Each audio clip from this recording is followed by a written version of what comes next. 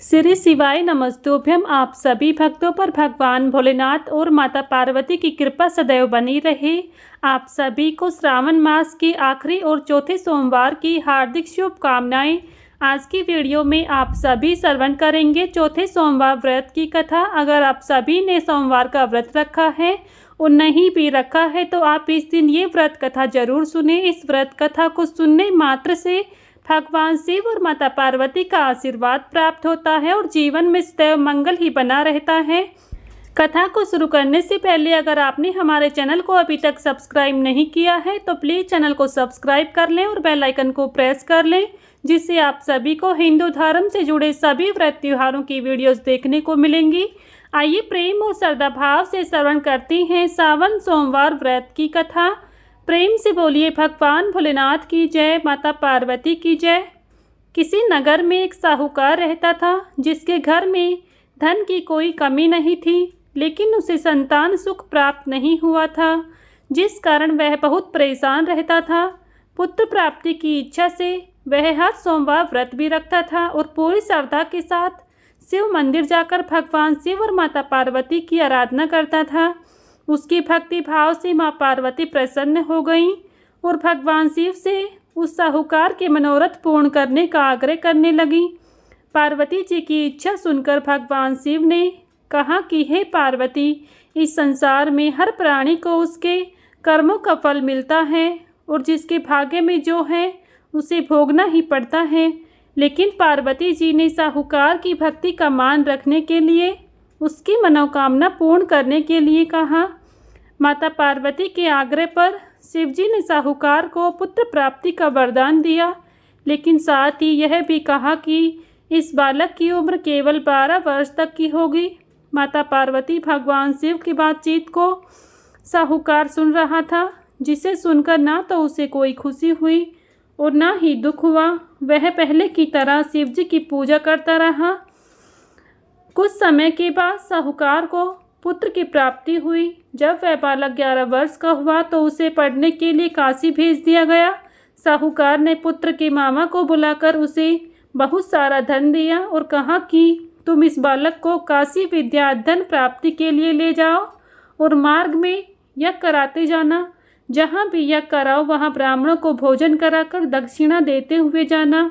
दोनों मामा भांजे इसी तरह यज्ञ कराते और ब्राह्मणों को दान दक्षिणा देते हुए काशी की तरफ चल पड़े। रास्ते में एक नगर पड़ा जहाँ नगर के राजा की कन्या का विवाह था, लेकिन जिस राजकुमार से उसका विवाह होने वाला था वह एक आंख से काना था, जिसकी राजकुमारी को पता नहीं था। लड़की और उसके घर वालों को इस बारे में कुछ भी पता नहीं था। राजकुमार के पिता ने अपने पुत्र के काना होने की बात को छुपाने के लिए एक चाल सोची। साहूकार के पुत्र को देखकर उसने सोचा कि क्यों ना इस लड़के को ही दूल्हा बनाकर राजकुमारी से विवाह करा दिया जाए। विवाह के बाद इसको धन देकर विदा कर दूंगा और राजकुमारी को अपने नगर ले जाऊंगा। उसने लड़के को दूल्हा के वस्त्र पहनाकर राजकुमारी से विवाह करा दिया, लेकिन साहूकार का पुत्र ईमानदार था। उसने मौका पाकर राजकुमारी की चुन्नी पर लिख दिया कि तुम्हारा विवाह तो मेरे साथ हुआ है, लेकिन जिस राजकुमार के साथ तुम्हें भेजा जाएगा वह एक आंख से काना है। मैं तो काशी पढ़ने जा रहा हूँ। राजकुमारी ने चुन्नी पर लिखी बात अपने पिता को बताई। राजा ने अपनी पुत्री को विदा नहीं किया।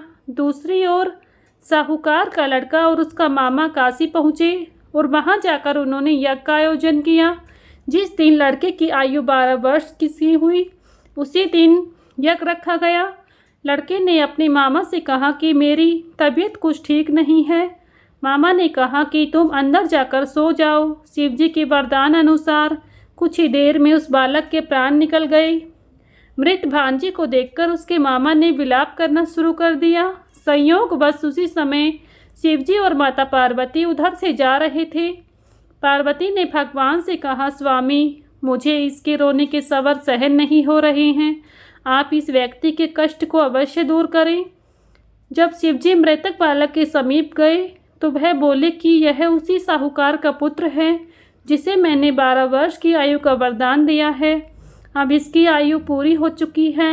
लेकिन मातृभाव से विभोर माता पार्वती ने कहा, हे महादेव, आप इस बालक को और आयु देने की कृपा करें, अन्यथा इसके वियोग में इसके माता पिता भी इसी तरह तड़प तड़प कर मर जाएंगे।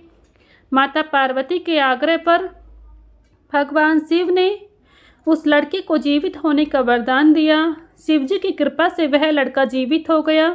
शिक्षा प्राप्त करके लड़का मामा के साथ अपने नगर की ओर चल दिया। दोनों चलते हुए उसी नगर में पहुँचे जहाँ उसका विवाह हुआ था। उसी नगर में उन्होंने यज्ञ का आयोजन किया। उस लड़के के ससुर ने उसे पहचान लिया और महल में ले जाकर उसकी खूब खातिरदारी की और अपनी पुत्री को विदा किया। इधर साहूकार और उसकी पत्नी भूखे प्यासे रहकर बेटे के आने की प्रतीक्षा कर रहे थे।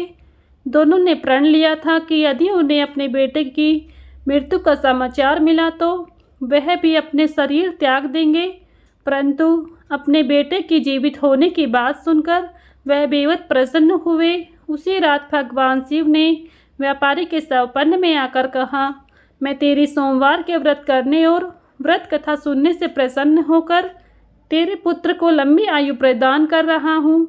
इसी प्रकार जो कोई भी सोमवार व्रत करता है और यह कथा सुनता है, उसके सभी मनोरथ पूर्ण होते हैं और सभी दुख दूर होते हैं। प्रेम से बोलिए भगवान भोलेनाथ की जय, माता पार्वती की जय। यहीं पर सावन सोमवार की व्रत कथा संपन्न होती है।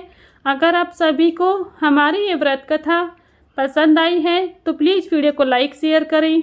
चैनल पर अगर नए हैं तो चैनल को सब्सक्राइब करना ना भूलें, बेल आइकन को प्रेस कर लें, जिससे आप सभी को हिंदू धर्म से जुड़े सभी व्रत त्योहारों की वीडियोस देखने को मिलेंगी। मिलती हूँ नेक्स्ट वीडियो में, तब तक के लिए सभी को हर हर महादेव, जय भोलेनाथ।